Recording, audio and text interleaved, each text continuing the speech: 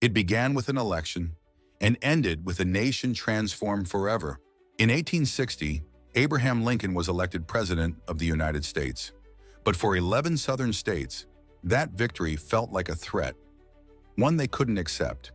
These states depended on slavery to fuel their economy. Lincoln's anti-slavery stance, even if moderate at first, was seen as a direct challenge to their way of life. So they left, formed their own nation, the Confederate States of America. Lincoln didn't flinch. He believed the Union must be preserved at all costs.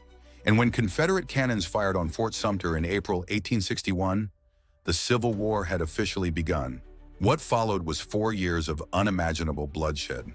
The North, known as the Union, had more men, more factories, more railroads. The South, Confederates, had the home field advantage, fierce determination, and brilliant generals like Robert E. Lee. America became a battlefield. Cities burned, families were torn apart, and soldiers, many still teenagers, marched toward death under banners they believed in.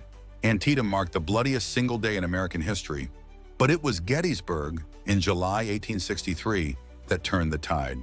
After 3 brutal days and 50,000 casualties, the South's momentum was broken. That same year, Lincoln issued the Emancipation Proclamation, a bold move that declared all slaves in Confederate territory free. The war was no longer just about secession. It was a battle for human freedom. In the West, General Sherman marched across Georgia, leaving destruction in his wake, aiming to break the South's will to fight. In the East, General Ulysses S. Grant pressed relentlessly against Lee's exhausted army. By 1865, the Confederacy was on the brink of collapse. On April 9th, in a quiet home in Appomattox Courthouse, Virginia, General Lee surrendered to Grant. The war was over. Just 5 days later, the nation's victory was shattered by tragedy. Abraham Lincoln was assassinated, shot in the back of the head while watching a play.